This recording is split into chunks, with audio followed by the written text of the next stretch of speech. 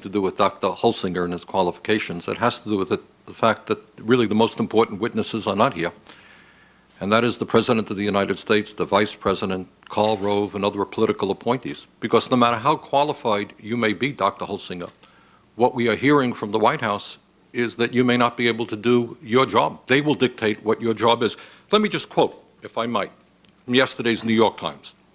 The administration, Dr. Carmona said, would not allow him to speak on to speak or issue reports about stem cells, emergency contraception, sex education, or prison, mental, and global health issues. Top officials delayed for years and tried to water down a landmark report on secondhand smoke, he said. Released last year, the report concluded that even brief exposure to cigarette smoke could cause immediate harm. Dr. Carmona said he was ordered to mention President Bush 3 times on every page of his speeches. He also said he was asked to make speeches to support Republican political candidates and to attend political briefings. That's yesterday's New York Times. I regard that as an outrage. I regard that as an extremist administration intimidating a public official who is supposed to be America's doctor and not just an exponent of a right-wing ideology. I consider that to be an outrage. What is your response to that report from Dr. Carmona? Well, my sense would be very similar to yours. Did I know that the facts were that? I simply, as I said, I've not had a chance to talk to Dr. Carmona, so I have no idea as to the kinds of things he experienced. I would tell you that I intend to, I've met with Dr. Koop several weeks ago. I would intend to meet with all of my predecessors in an effort to understand what their life was like and what I might expect and how I might deal with issues. See, the difficulty that I am having is not necessarily the strength or weaknesses of your qualifications, be that as it may. It's your willingness to stand up to this administration and say, I have a job to do, to be the doctor for all of the American people, and not just to espouse a right-wing political ideology. And I must be honest with you, I have not heard you make that commitment to us. What happened to Dr. Carmona sounds more like what would happen, frankly, under Stalinist Russia than an American democracy. That a Surgeon General has to mention the President of the United States 3 times on every page? This doesn't sound like the America I know. I think it's an outrage. Tell me how you respond to what the New York Times reported.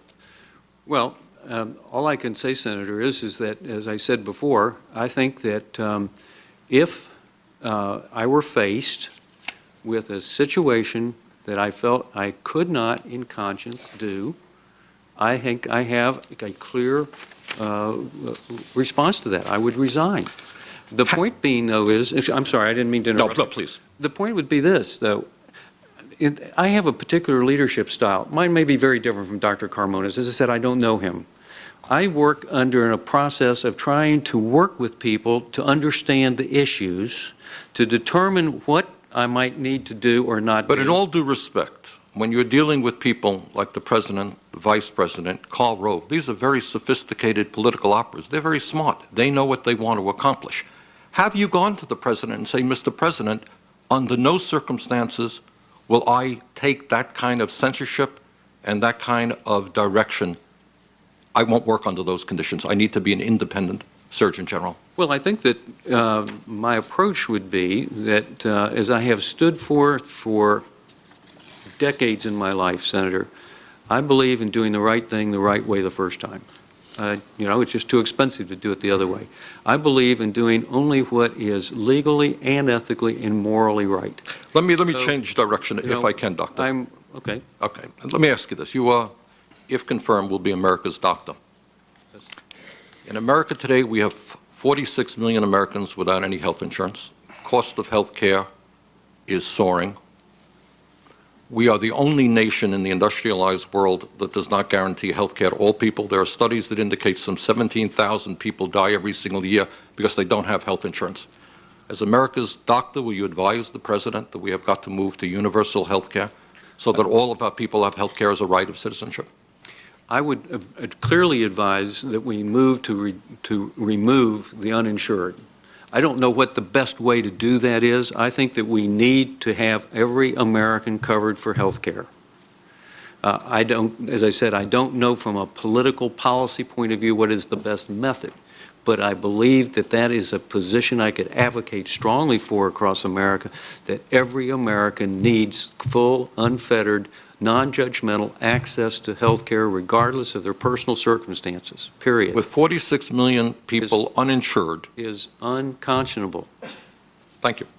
With 46 million people uninsured, we pay at least twice as much per capita for health care as any other nation on earth. What can we do about that? We have spent years band-aiding our system. I'm sorry. We've spent years band-aiding our system. I think that it may be time for us to think about what is the system that we would like to see in place. Are you an advocate of a national health care system guaranteeing health care to all people, as every other major country has? Well, you have to remember, Senator, that Uwe Reinhardt told me back when I was the head of the VA system that I was running the largest socialized system in the world. You were. The world's top socialized doc. And it's a fairly cost-effective system, is it not? I think there are methodologies that we can see in both the Federal Employee Health Benefits Plan as an approach, and the VA potentially as an approach. I think there are a variety of approaches. I think that that's going to take a Let me ask you this, and I'm sorry to interrupt you, just that there's always a limit of time here. We have 9 million, to our shame, I believe, 9 million children in this country have no health insurance at all, not to mention 46 million. Will you join some of us in advocating at least that every child in America, as soon as possible, has health insurance through the expansion of the SCHIP program or other programs? I have worked diligently in Kentucky to get the maximum number of children on the K-CHIP program. Will you support those of us? I support trying to get every child covered one way or another. Good. And that's the reason why when I redid the Medicaid program in Kentucky, I did it in a way that wouldn't cut people off the rolls, as my states around us are having to do. Thank you. Let me just switch gear a little bit. As a nation, we pay by far the highest prices in the world for prescription drugs, by far. Very serious problem for many people. The pharmaceutical industry in the last 10 years has spent something like $900 million on lobbying to make sure that we pay the highest prices in the world.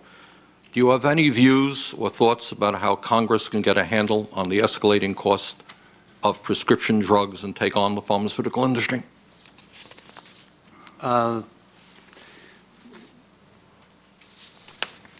I do, it may not be palatable to the Congress. Well, let's hear it. That would be to rescind legislation that allows the direct advertising of pharmaceutical agents to the public. Okay. So your view is that the pharmaceutical companies putting ads on television pushing their products, that should be rescinded, which I, by the way, would agree with you. Is that what you're saying? Yes, what I'm saying is that puts an unconscionable pressure on America's physicians to prescribe the blue pill or the pink pill or whatever the pill of the month might be. And I think that we have done a disservice to our physicians by allowing that to occur. Thank you. I would tend to agree with you. My last question. A lot of debate about the impact of environmental degradation on health. I come from a small state in the Northeast. A lot of my kids have asthma. We think it might be related to some of these coal-burning plants in the Midwest, but that's not the only problem. What role do you see as the Surgeon General playing in terms of addressing the health problems caused by pollution and environmental degradation? Oh, I think there's a clear role for the Surgeon General to speak to that issue from the bully pulpit. Asthma is a major issue in the Commonwealth of Kentucky. It is one of the highest costs in our Medicaid program. We are clearly aware of the issue. Is it tied up, do you think, to environmental degradation? Well, I'm not 100% sure whether it's environmental degradation in our case or it's the large amount of pasture land that we have because we're such a major horse raising state and a major agricultural state. But I think that those are the places where I would look to the science to say, what is the issue and where do we go from here? Well, let me just conclude, and I thank you for your presentation. It seems to me that the challenge that you face is convincing me and this committee that you are prepared to tell the President of the United States that you believe in science, you believe in medical knowledge, and in not extremist political ideologies? If I could just say one thing, Senator, I've taken positions in my life that have not been comfortable positions. Back in 1991, following the end of the Persian Gulf land campaign, when we first saw the return of Persian Gulf veterans complaining of a strange syndrome, Persian Gulf syndrome, I went out on a major limb and issued a directive to all VA medical centers that we would treat every single returning Persian Gulf veteran, whether they were service connected or not, because by that time early in the day they weren't, and who weren't going to get care otherwise, just like we were treating individuals who claimed Agent Orange exposure from the Vietnam War. I took tremendous heat over that decision, but was strongly supported in that decision by Congressman Sonny Montgomery, who was chair of the House Veterans Affairs Committee at the time, and who within 6 months was able to get the legislation I needed.